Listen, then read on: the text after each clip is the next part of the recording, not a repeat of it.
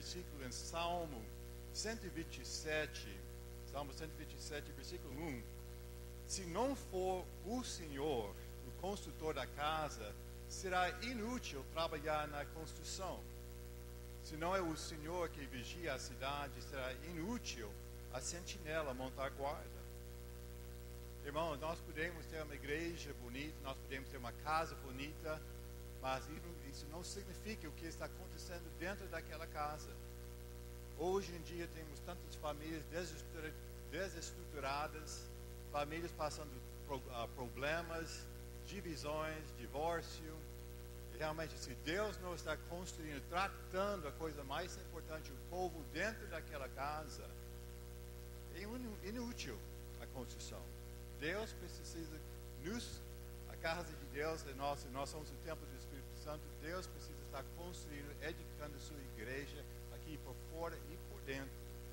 Como está falando, meu alvo, meu desejo é que essa igreja seja uma igreja onde as pessoas entrando vão experimentar a presença e a glória do Senhor.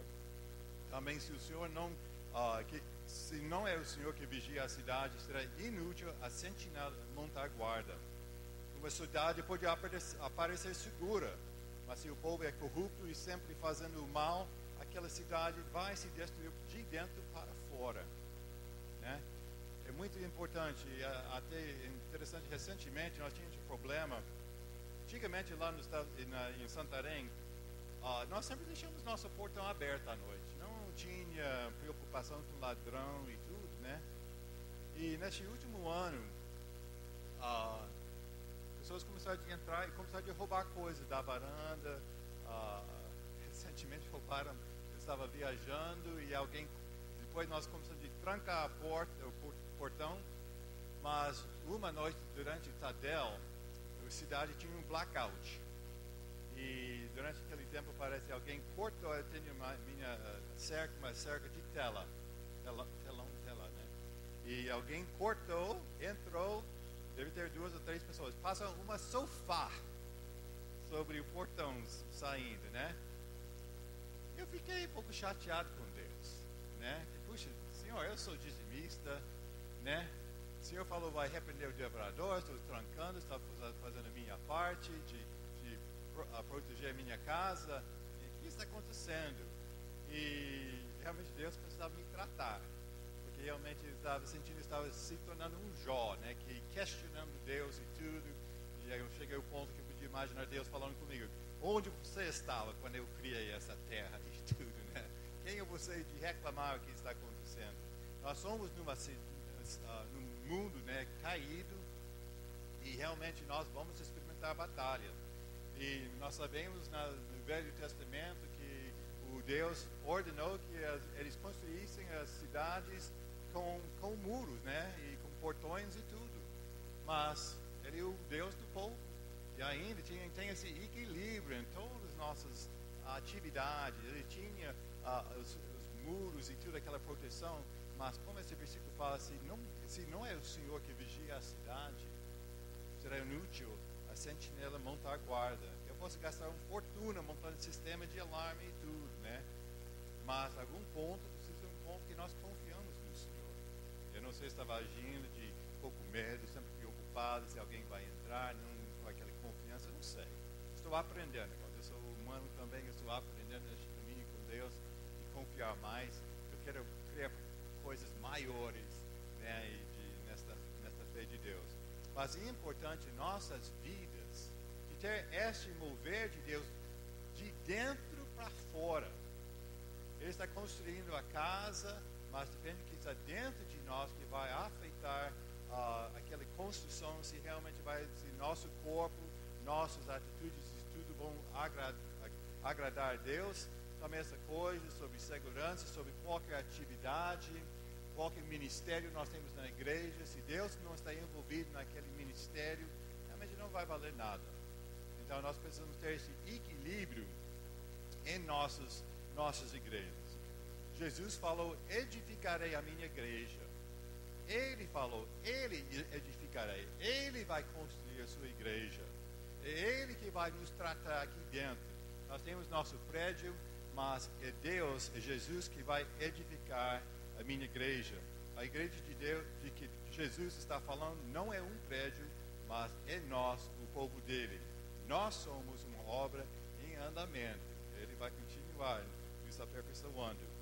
E vamos abrir nossas Bíblias agora para Mateus 16, versículos 13 a 19, que fala sobre essa referência: edificarei a minha igreja.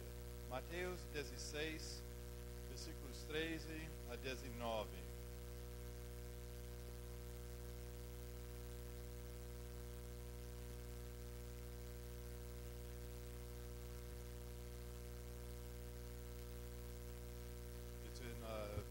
Nova Visão Internacional, versículo 13. Chegando Jesus à região de Cesareia de Filipe, perguntou aos seus discípulos: quem os outros dizem que o Filho do Homem é?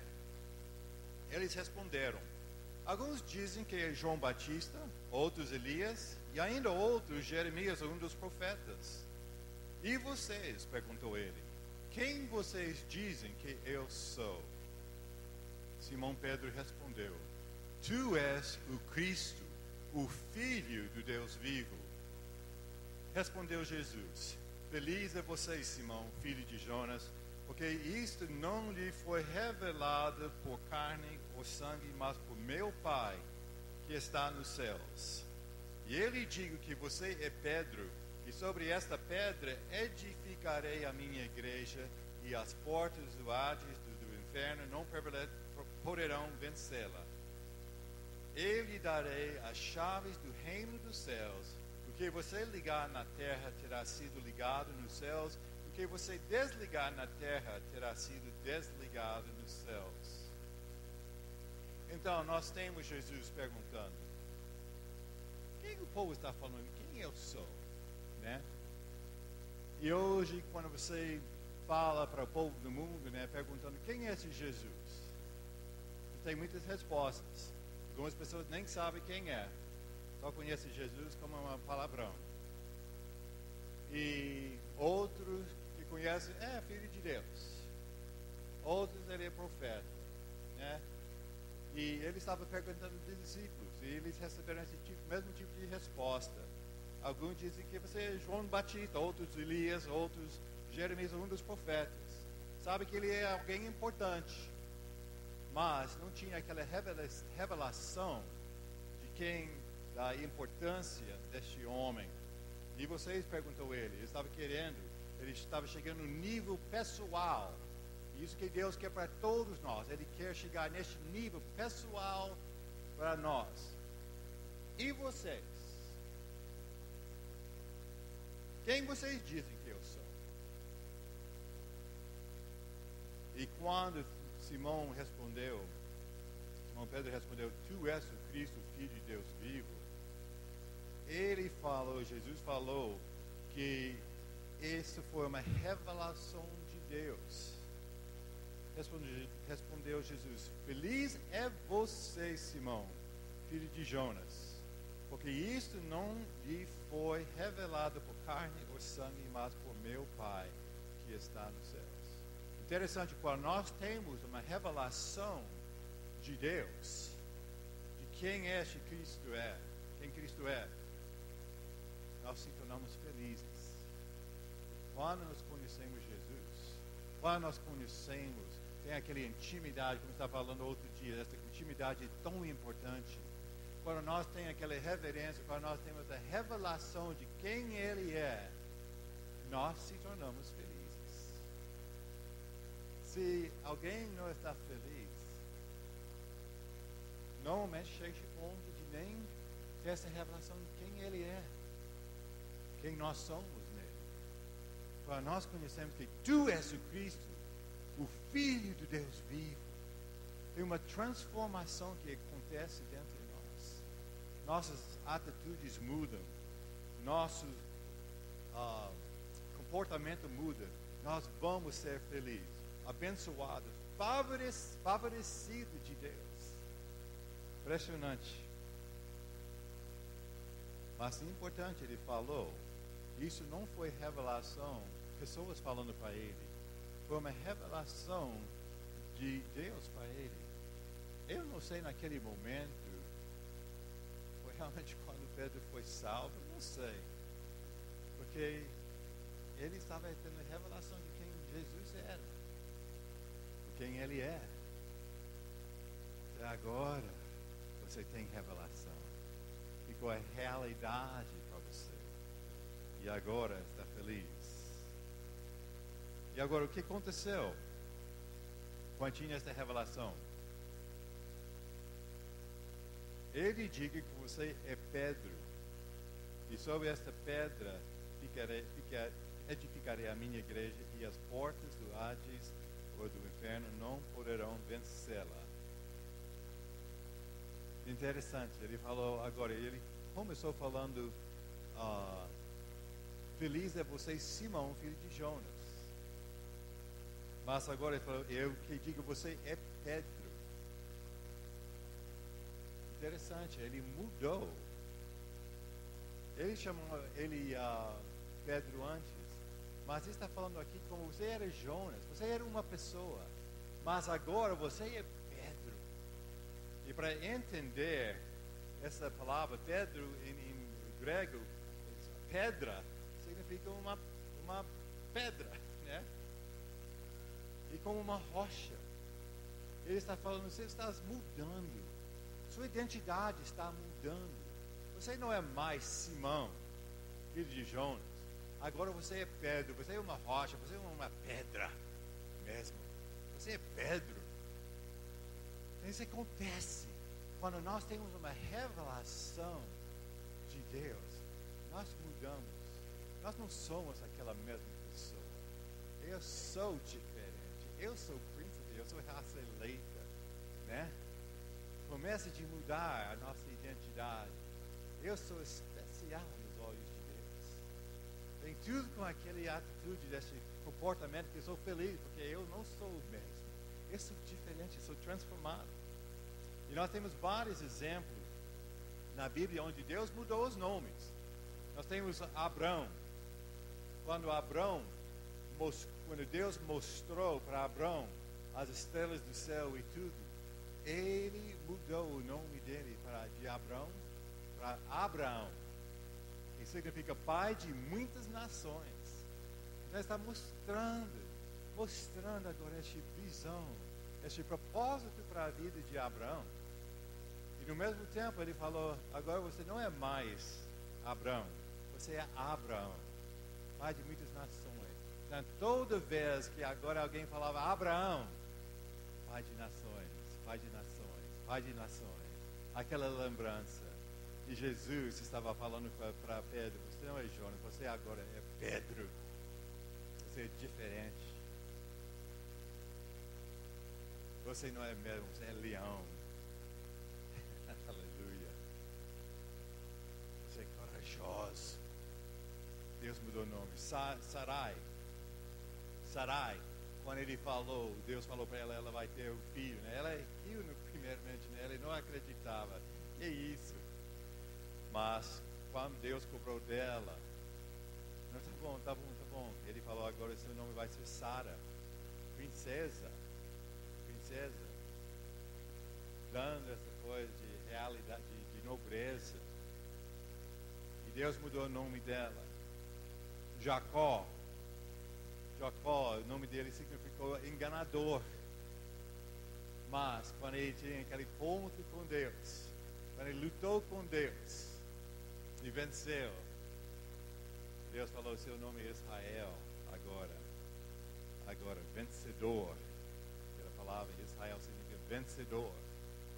Então Deus, quando nós conhecemos Deus, quando nós temos a revelação e tu és o Cristo, o Filho de Deus vivo, quando aquele se torna realidade em nossas vidas, nossa identidade vai mudar. É tão importante. Aleluia. Ele falou, edificarei minha igreja sobre esta...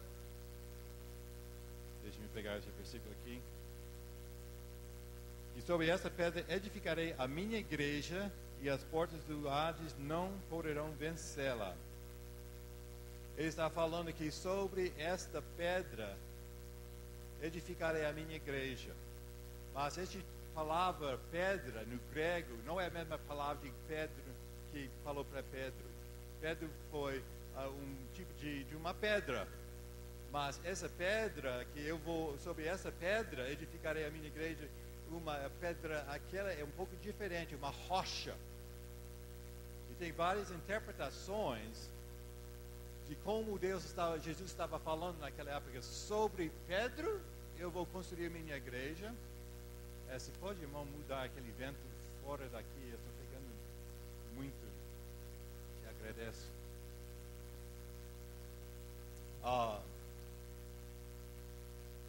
Algumas pessoas da igreja católica fazem isso, que Pedro era o primeiro apóstolo da igreja, primeiro papa, né? E sobre ele edificaria a igreja. Outros pegam essa palavra, que a palavra foi de rocha, que eles estavam falando que a igreja seria baseada, edificada sobre Jesus. Mas a outra interpretação desta palavra é sobre edificando a igreja sobre essa confissão. Sobre essa confissão que tu és o Cristo, o Filho do Deus vivo. Porque precisamos ter esta crença em nosso meio, que tu és o Cristo. Nossa crença, nosso crendo, aquela fé em Jesus vai fazer a diferença. Mas a Bíblia fala em Efésios 2, versículos 20 a 22. Edificado, Efésios 2, 20 a 22, edificado sobre o fundamento dos apóstolos e dos profetas. Então, é um entendimento que realmente edificou a igreja sobre os apóstolos, Pedro sendo um apóstolo, tendo Jesus Cristo como pedra angular, e também edificando a igreja sobre essa rocha, a pedra angular de Jesus Cristo, no qual todo o edifício é ajustado e cresce para tornar-se um santuário santo no Senhor. Nele vocês também estão sendo edificados juntos para se tornarem morada de Deus por seu Espírito. Então nós vemos que tem essas opções sobre ele edificando a igreja, sobre Pedro, sobre os apóstolos e também sobre o pedra angular que é Jesus.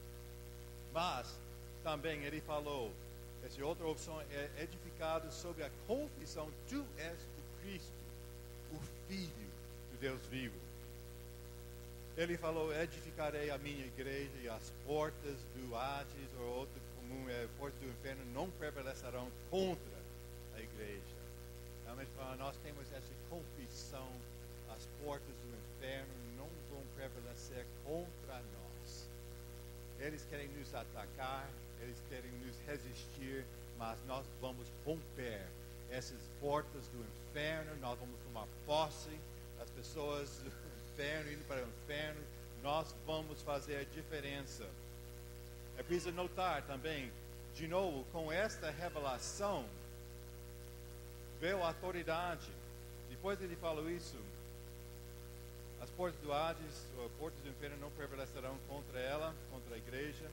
Versículo 19: eu lhes darei a chave do reino dos céus. O que você ligar na terra terá sido ligado nos céus. O que você desligar na terra terá sido desligado nos céus. Então, ele está falando, quando nós temos essa revelação de tu és o Cristo, o Filho de Deus vivo, quando aquele é uma realidade dentro de nós, nós vamos andar em autoridade. Ele está nos dando as chaves dos céus. E agora nossa vida vai ser diferente. Nós temos, no sentido, ele está falando, nós temos os recursos do céu à nossa disposição. Deus está usando os recursos dos céus para cumprir o que Ele quer fazer em nossas vidas. Irmãos, é importante de entender essa autoridade que nós temos aqui na terra. É importante de entender o que Deus quer fazer através de nós. Eu tenho uma pergunta para vocês. Deus é soberano? Ele pode fazer o que ele quer fazer? Ele vai fazer o que ele quer fazer? Então, por que orar? Suas orações fazem uma diferença? Mas ele vai fazer o que ele quer fazer? De qualquer jeito? Ficou quieto aqui. Mas se ele é soberano, ele vai fazer o que ele quer fazer, por que orar? Precisamos entender essa autoridade que nós temos aqui na terra. Precisa entender o que Deus tem colocado em nossas mãos. E para entender isso, precisa voltar até Gênesis. Quando Deus criou a terra, Ele falou: eu estou te dando autoridade sobre a terra, sobre os animais, sobre os peixes do mar, sobre as aves do céu, sobre tudo. E foi a responsabilidade de dominar toda a criação. E mas o que aconteceu? Ele não dominou a serpente. Não dominou a serpente. Ele pecou, foi expulso do paraíso e agora tudo mudou. Precisava trabalhar duro para seu sustento dia a dia. Nada foi fácil. Mas desde o início, o propósito de Deus foi de colocar a autoridade da terra em nossas mãos. E depois a queda do homem, Deus colocou em ação um plano para restaurar o paraíso para nós. Deus finalmente mandou Jesus para nós, morrendo em nosso lugar, abolindo aquela necessidade de sacrificar animais todo o tempo, uma vez para sempre, pagando para nossos pecados. E lá na cruz, quando ele foi pregado lá, ele falou: está consumado, está terminado. E quando ele voltou, ressuscitou, os últimos mandamentos dele lá em Mateus 18, ele falou que toda a autoridade foi me dada na terra, no céu e na terra. Foi interessante porque antes disso, lá na tentação de Jesus, quando o diabo estava mostrando, ele levou ele para o monte e mostrou todas as nações. Ele falou: toda essa autoridade, toda essa glória foi me dado. O diabo falando: e eu dou essa autoridade para quem eu quiser. E sabe, Jesus nem negou isso, que foi verdade. Aquela autoridade estava nas mãos de Adão. Adão tinha a autoridade de entregar para quem quiser. E quando ele pecou, ele entregou nas mãos do diabo. Mas quando Jesus, e sabe, irmãos, pecado nos causa de perder a autoridade. Quando nós estamos vivendo em santidade, obedecendo a Deus, nós andamos em autoridade. Com pecado, nós perdemos a autoridade. Mas Jesus, sem pecado, lá na cruz, crucificado, quando ele voltou, ressuscitou, ele falou para os discípulos: toda a autoridade foi me dada no céu e aqui na terra. Ide fazer discípulos, batizando, ensinando tudo que eu tinha te falado. E eu estou contigo até o fim dos séculos. Ele estava entregando aquela autoridade de volta em nossas mãos. Ele estava falando aqui para Pedro, que realmente eu estou te dando as chaves do céu. O que você liga aqui na terra, você vai ter sido ligado. Interessante, é uma coisa que já aconteceu lá no céu. O que você desligares aqui na terra terá sido desligado nos céus. Uma coisa que já aconteceu. Ele está só esperando para nós usar as chaves e liberar os recursos dele, que ele quer fazer. Ele falou em Salmo 116, vamos ler esse versículo, Salmo 116, versículo 15.